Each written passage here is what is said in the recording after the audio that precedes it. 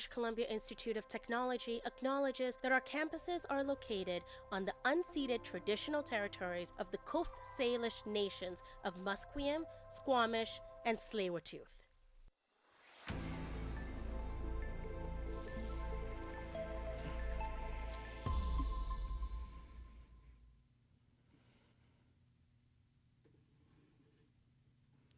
Good afternoon. My name is Vivek Nakra and here are your news updates to 1:30 p.m.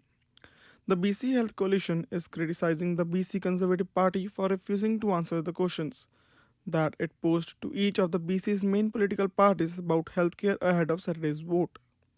It says in a news release that the party and its leader John Rusted have failed to provide a credible healthcare plan, while the other parties have provided details and have responded to the inquiries about possible healthcare solutions. Forecasts are predicting the first atmospheric river of the season for Vancouver this weekend. Reporter Grace Miller has more on how shelters are preparing. Special weather events are a cause for concern for all Vancouverites, especially those facing housing difficulties. Last year, across the city, shelters responded by opening their doors emergency extreme weather services. The BC Coroner's Service still reported a total 36 outdoor fatalities following the cold snap. Homelessness in Vancouver is rising by an average of 7.7%, according to research found by the Mapping of Carceral Housing Assemblage Research Project. Resources for shelter information can be found on official city websites.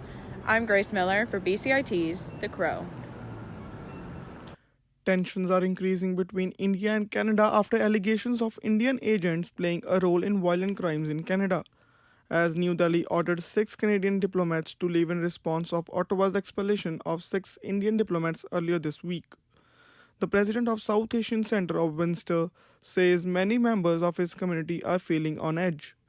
Fazle Baki says they hope to have clarity on whether the tension could impact processing visa between the countries, as last year India temporarily suspended visa services for Canadians following the killing of Sikh temple leader Hardeep Singh Nijjar in BC in June 2023. October 17th is International Shakeout Day, a day that tests emergency preparedness across the world in the event of an earthquake. Our reporter Ethan Vandop has more on what is being done in British Columbia to increase preparedness. You have probably heard the saying, drop, cover, and hold on at least once in your life. It's the universal saying for what to do during an earthquake, referring to dropping down, taking cover under a table or other structure, and holding on until the earthquake is over. It's also a saying used by the British Columbia Earthquake Alliance, an organization that promotes earthquake preparedness in British Columbia. The British Columbia Earthquake Alliance organizes annual Shakeout BC events. Participants of Shakeout BC are encouraged to review their earthquake preparedness plans and update their supplies. Over 56.4 million people participate worldwide in the Great Shakeout, with 725,000 people in British Columbia having participated last year. According to Climate Ready BC, there are on average thousands of earthquakes a year in British Columbia. Ethan Van Dott, BCIT's The Crow. Israel's foreign minister confirms that Hamas top leader Yahya Sinwar was killed by Israeli forces in Gaza. Authorities conducted DNA tests on a body to determine if it was him. Sinwar was topped Israel's most wanted list since the beginning of the Israel-Hamas war, and his killing strikes a powerful blow to the militant group. Foreign Minister Katz called Sinwar's killing Wednesday a military and moral achievement for the Israel army. Saga Meghani talks more about the top leader. Yahya Sinwar had long been Hamas's Gaza leader and took over the militant group over the summer after an apparent Israeli attack killed its previous leader. Sinwar was one of the chief architects of Hamas's attack on Israel nearly a year earlier. Man's a terrorist. He has an awful lot of blood on his hands. White House National Security spokesman John Kirby said some of it was American. Sinwar's death could be a heavy blow for the group, and it's also unclear what it might mean for efforts toward a ceasefire between Hamas and Israel. Sagar Meghani, Washington. The United Nations Food Programme says the risk of famine in Gaza remains high. WFF official Anton Renard says Palestinians must depend on international aid because the infrastructure in Gaza is largely destroyed. The weather today is cloudy with a temperature of 11 degrees Celsius. That was your news updates to 1:30 p.m. My name is Vivek Nakra, and thanks for listening to BCIT's The Crow.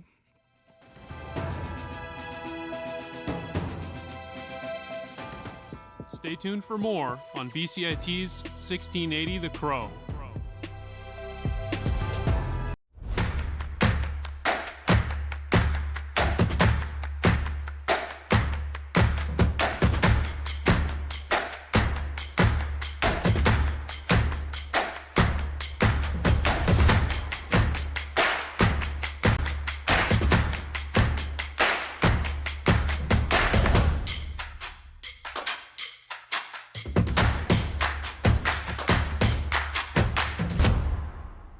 Everything is changing to digital. Everything is online. People aren't just waiting for the 6 o'clock news anymore. People want their news right now. They want to be able to go onto their smartphone, onto the internet, and see the news that they want to see. Vancouver is growing at, a really rapid rate, the Lower Mainland even, and with the tools that we're given here, we're able to cover all of that. Welcome to BCIT Magazine. I'm Radhika Sikki-King. In the program, they really leave it up to you. I mean, the help is there when you need it, figuring out how to use the programs like Premiere, Audition, and figuring out how to use the cameras.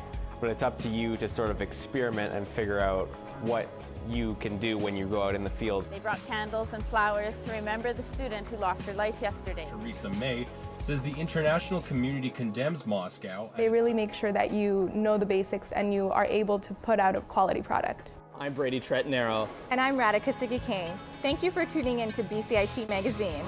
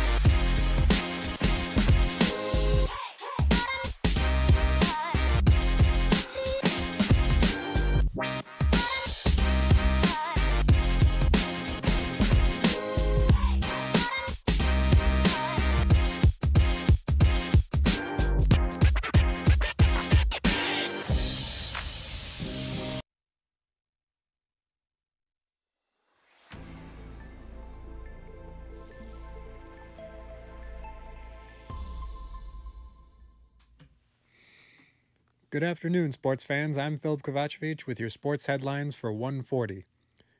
Canucks General Manager Patrick Alvin announced today that Eric Bronstorm has been recalled from Abbotsford and that Derek Forbort left the team for personal reasons. The North Delta Baseball Association has recently created a memorial tournament. Our reporter Keenan Tregaskis found out what the memorial tournament means to the association. The tournament was created to honor the recent passing of 15-year-old Dominic Gianmarco, a young athlete who played baseball and hockey in North Delta. The tournament will be at the 18UAA level, where Gianmarco would have played in 2025. Chris Adams, the president of NDBA, says proceeds for this tournament will be used to help young athletes pay for equipment. Affordability factor for baseball's tough with all the equipment you need and getting started. So from this tournament proceeds, we want to create a fund to help kids in our community get started with baseball and all the stuff they need. The tournament will be held from July 11th to 14th at Mackey Park, and Adams hopes it becomes an annual event. Keenan Tregaskis, BCIT's The Crow. The Dallas Stars have signed number one goaltender Jake Oettinger to an 8-year extension worth $66 million. Oettinger is now under contract throughout the 2032 to 2033 NHL season at a salary cap of $8,250,000 per year. The deal comes at the same time the Boston Bruins contracted fellow American goalie Jeremy Swayman for the exact same amount of money and term. Swayman held out of training camp as a restricted free agent, and his deal that's gone into effect ends in 2032. Two of the Pittsburgh Penguins players gained incredible achievements in last night's 6-5 overtime win over Buffalo. Evgeny Malkin became the 48th player in NHL history to score 500 career goals, while Sidney Crosby became the 10th to reach the 1,600 regular season points. Crosby also landed the game winner. A former Canadian Olympic snowboarder, Ryan James Wedding, is wanted by police, and another suspect is in custody in connection with a double homicide in Ontario last year. That's what the United States law enforcement say. The Department of Justice said today that Wedding, who competed for the Canadian team in the 2002 Winter Olympics in Salt Lake City, and Andrew Clark, allegedly directed the November 20th, 2023 murders of two family members in Caledon in retaliation for a stolen drug shipment that passed through Southern California. Forward Trinity Rodman will miss 3 upcoming matches for the U.S. women's national soccer team as she is still recovering from a back injury. Coach Emma Hayes named her roster today for games against Iceland on October 24th and Austin, Texas on October 27th. In Nashville, the U.S. will then welcome Argentina on October 30th in Louisville, Kentucky. These matches are the first for the United States since winning the gold medal at the Paris Olympics. With the roster including 18 members of the team that played in France, Hayes says, "We can't rest on any laurels," and Tuchel's hiring by England sparks dismay and resignation among British soccer coaches. Football Association Chief Executive Mark Bullingham says some English managers were interviewed for the position from a short list of approximately 10 names, and Southampton's Russell Martin is one of 6 managers from Britain and Ireland currently leading teams in the Premier League. Martin says there are loads of English coaches really capable of doing the job as well. Everton's English manager Sean Dyche says it is the reality of modern game that coaches from the same country are overlooked. The Paris prosecutor's office is investigating alleged discrimination years ago by PSG following a complaint that scouts from the club illegally profiled potential future recruits by their origin.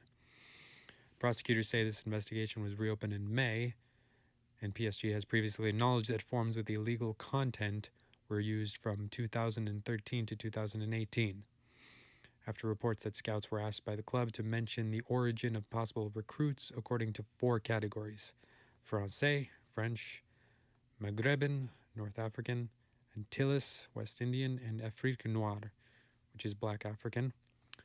French law prohibits obtaining a person's personal data, which describes their racial or ethnic origins. Stay tuned for more on BCIT's 1680 The Crow.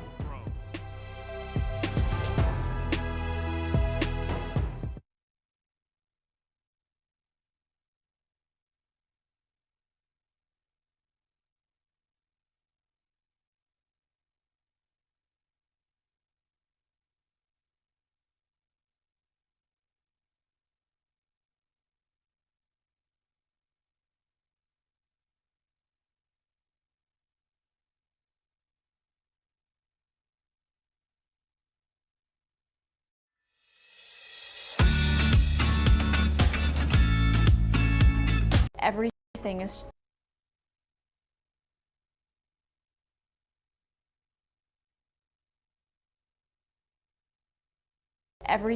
changing.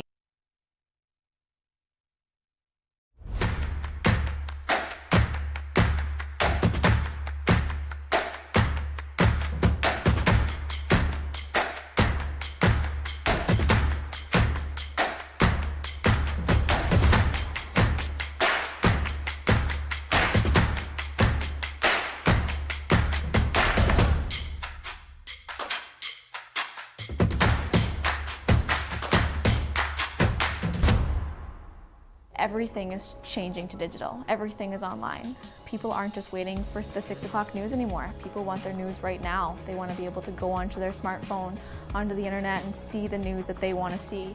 Vancouver is growing at, a really rapid rate, the Lower Mainland even, and with the tools that we're given here, we're able to cover all of that. Welcome to BCIT Magazine. I'm Radhika Sikakane. In the program, they really leave it up to you. I mean, the help is there when you need it, figuring out how to use the programs like Premiere, Audition, and figuring out how to use the cameras. But it's up to you to sort of experiment and figure out what you can do when you go out in the field. They brought candles and flowers to remember the student who lost her life yesterday. Theresa May says the international community condemns Moscow. They really make sure that you know the basics and you are able to put out a quality product. I'm Brady Tretanero. And I'm Radhika Sikakane. Thank you for tuning in to BCIT Magazine.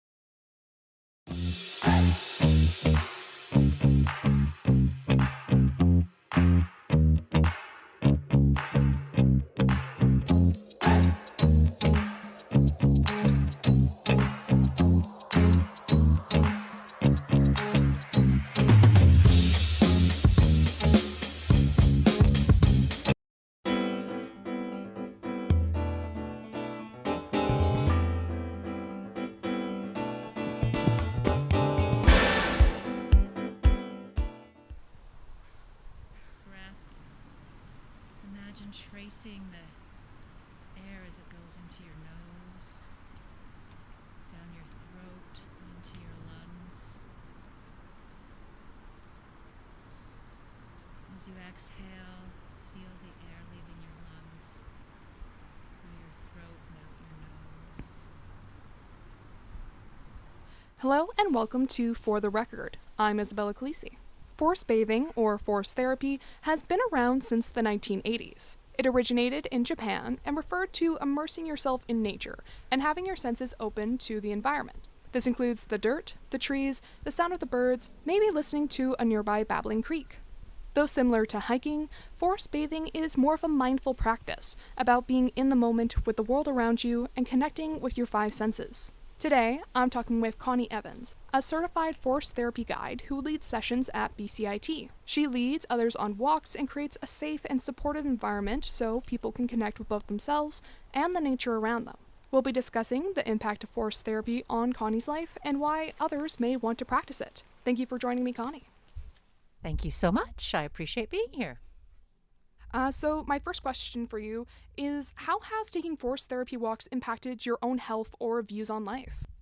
So I've been a forest therapy guide for the last 2.5 years, and I really wanted to be a forest therapy guide because I wanted to help people get an opportunity to see some of the benefits that I see when I'm out in the forest. I grew up in the interior of the province, and it's so beautiful, and spent so much time being out in the forest, and it really helped me reconnect with myself as well as connecting with nature and just the ecology around me and the trees, the plants, and the animals. And so after COVID, I felt like many people were feeling stressed, very connected to their computers and not very connected to nature. And so I took the course, and since then have been doing walks with students and faculty here at BCIT, trying to help folks get away from their computers. BCIT, many of the students and faculty have really busy work lives. And so a chance just to take a break and reconnect with yourself seems to work and help people. That's wonderful. And in my research, I found that a lot of sources say forest therapy helps people with just not just mindfulness, but also in physical ways through more oxygen to the brain and all this kind of stuff. I was wondering if you could tell me more about that. That's awesome. Yeah. So forest therapy gives you an opportunity to just really slow down. And so when they first started doing it in Japan, the forest bathing, they noticed that folks, after spending as little time as an hour or 2 walking in the forest, their pulses decreased, their blood pressure went down, they were able to sleep better, and the benefits of the forest walk actually lasted, instead of just days, it was sometimes, a week or 2 where they were still reaping the benefits of having been in nature. And so being able to just take the time for yourself is actually really focuses you on your creativity as well. So some folks find that after doing a walk, they can become more creative, get more work done when they actually get back to work. That's very interesting. What would you say would be a key reason for why students at BCIT should be taking more kind of forest therapy walks or more of that kind of introspection? So I think that especially here on the coast, life is really busy, and everyone gets caught up in the day-to-day and sometimes some folks don't take as much time for themselves to relax. And so I think with faculty as well as students at BCIT, there's a lot of workload, a lot of pressures and stress. And so sometimes just being able to take a break, reconnect with yourself, figure out what your priorities are is good. And so a great way to do that is just to take a walk in the forest. Sometimes people find it difficult to do a mindfulness practice. And so this way, by walking into the forest and just enjoying and using your senses, I think really benefits students. It makes you more relaxed, makes you sleep better, and then probably even makes you a bit more creative. So taking a walk before working on a project or doing a test might actually be really useful for folks. No, absolutely. And then I was wondering, because today I got the chance to join you on a guided session, and you had a lot of topics that had to do with look around in the forest for something that moves or something that kind of looks like the palm of your hand. I was wondering what inspires you to come up with new kind of prompts to take people on these walks. Thank you. So a lot of the prompts are about connection, and so one of my visions for doing this was helping just guide folks back to nature, to try to find that connection. Many people, we've lived in nature for a long time, and it's only been the last 100, 200 years that we've actually been inside a lot. So as human beings, we need to be connected to the forest. So I often will go out to my own backyard by the river or whatnot and just sit quietly and see what the forest brings me. And so depending on the day, depending on the weather, depending on what part of nature seems to be connecting with me, when I sit quietly, these things come to me, right? And so I think the connections, similar to looking up at the sky or noticing the wind moving, the trees, it's kind of all natural stuff once we settle for a while. So nature's very inspiring, and I think sometimes it's the forest animals that are helpful, because if we watch them quietly, they seem to all come around. And so watching the birds and the squirrels provide me with prompts as well. Absolutely. And for yourself, I assume you've been on like a couple of forest therapy walks yourself as a participant. I was wondering, for someone who's been on like many of them or has experienced them, what goes through your mind when you're looking around the forest, or if you're kind of getting in touch with nature? What do you first notice? I often, it's a great question. I often notice how, think on that one. You might have to pause for a bit. I often feel just very connected, and it just reminds me that nature's connected to us, that we're part of nature, and those first moments are like it's a sense of relief. I'm back here. It's like I'm visiting with an old friend, and that connection just inspires me to think about how we as a human race right now could connect more with the forest, and the more we build relationships with the forest, the more we want to protect it, the more we want to come back to it again. So I think forest therapy and forest bathing is important for everyone, especially when we're thinking about sustainability, looking at our environments, what we're leaving for the future generations. And so I think it's that connection, that feeling of coming home is something that most people feel when they go to the forest, but it's something that drives me there back over and over and over again. It's I feel like I'm welcome to be there. That's absolutely wonderful. I love that. What would you say, because a lot of participants, I assume it's kind of their first time, they don't really know what's going on. What would you say are some misconceptions or things that you've heard from people that have like surprised them? They're like, oh, I didn't know this would happen, or I didn't know anything about this. Many people come out of it thinking that they were just going to go for a walk and feel like it's more like a hike.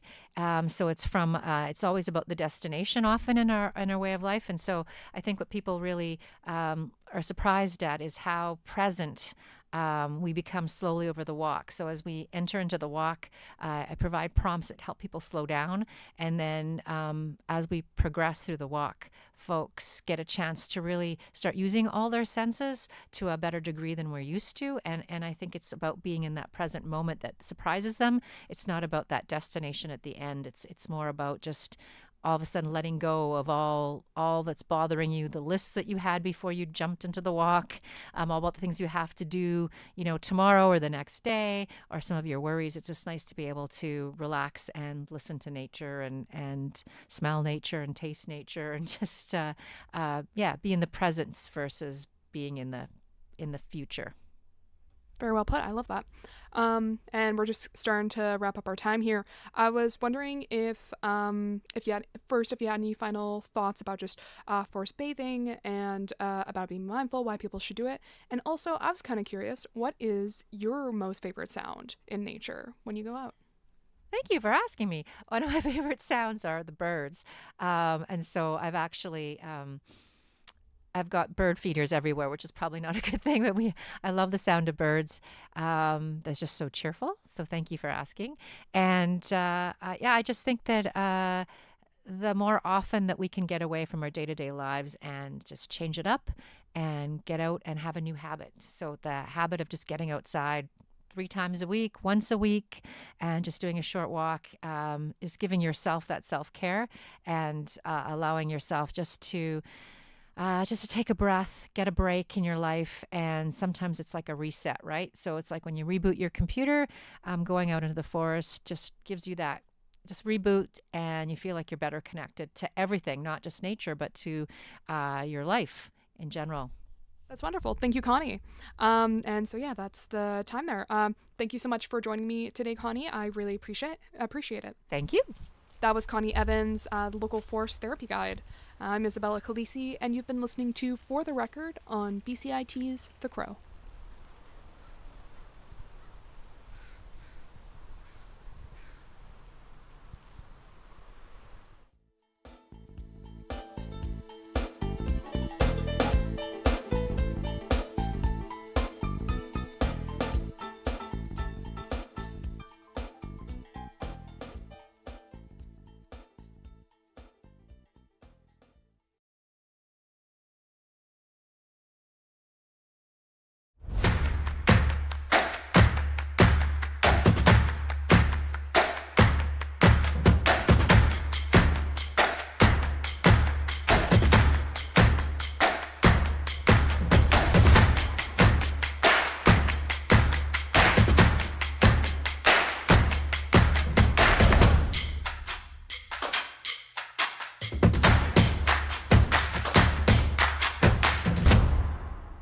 Everything is changing to digital. Everything is online.